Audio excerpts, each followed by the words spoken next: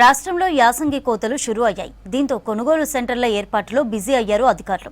ఇప్పటికే 50,000 టన్నులకు పైగా ధాన్యం కొన్నారు. వానలు తగ్గడంతో ఈ వారంలో వరి కోతలు మరింత ఊపందుకోనున్నాయి.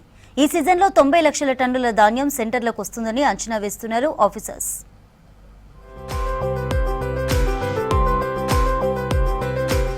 రాష్ట్రంలో యాసంగి ధాన్యం కొనుగోళ్లు ఊపందుకున్నాయి.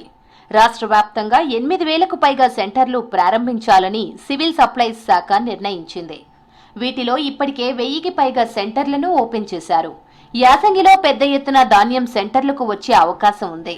ముందస్తు కోతలవుతున్న జిల్లాల్లో ధాన్యం సేకరణ ప్రక్రియ ఊపందుకుంటోంది.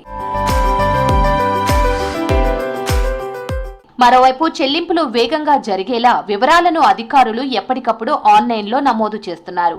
Civil supplies principal secretary DS Chauhan video కాన్ఫరెన్స్తో జిల్లా జాయింట్ కలెక్టర్లు, సివిల్ సప్లైస్ అధికారులకు ఆదేశాలు ఇచ్చారు. జిల్లా అధికారులు ఆయా జిల్లాల్లో పరిస్థితులకు తగ్గట్టుగా కొనుగోలు సెంటర్లు ప్రారంభించి నిత్యం పర్యవేక్షిస్తున్నారు.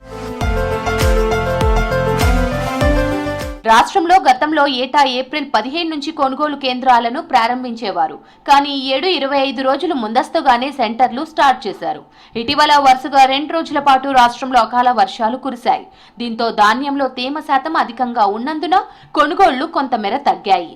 అకాల వర్షాలు తగ్గినప్పటి నుంచి తేమ శాతం తగ్గి కొనుగోళ్లు ఊపందుకున్నాయి. ఏర్పాట్లు వేగవంతం చేయడంతో కొనుగోళ్లు పుంజుకుంటున్నాయి. మరో వారం 10 రోజుల్లో ధాన్యం కొనుగోళ్లు మరింత వేగంగా జరగనున్నాయి. సెంటర్లకు వచ్చిన ధాన్యం కాంటా పెట్టి వెంటనే మిల్లులకు తరలించడానికి అధికారులు ప్రత్యేక ఏర్పాట్లు చేస్తున్నారు. సివిల్ సప్లైస్ యంత్రాంగం ప్రతిరోజు జిల్లా అధికారుల నుంచి రిపోర్టులు తెప్పించుకొని ఎక్కడెక్కడ లోపాలు ఉన్నాయో పరిశీలించి పరిష్కరించేందుకు కృషి చేస్తోంది. యాసంగిలో గతంలో ఎన్నడూ లేని విధంగా 56.69 లక్షల ఎకరాల్లో వరి సాగు జరిగింది. సన్నధాన్యానికి సర్కార్ బోనస్ ప్రకటించిన నేపథ్యంలో వరి సాగు విస్తీర్ణం గణనీయంగా పెరిగింది. ఈ నేపథ్యంలో యాసంగి వరి ధాన్యం 1.30 కోట్ల టన్నుల దిగుబడి వస్తుందని వ్యవసాయ శాఖ అంచనా వేసింది. సాగైన వరిలో 60% సన్న రకాలే ఉన్నట్లు అధికారుల లెక్కలు చెబుతున్నాయి. ఈ నేపథ్యంలో కొనుగోలు సెంటర్లకు 90 లక్షల టన్నుల ధాన్యం వచ్చే అవకాశం ఉందని సివిల్ సప్లైస్ శాఖ అంచనా వేస్తోంది.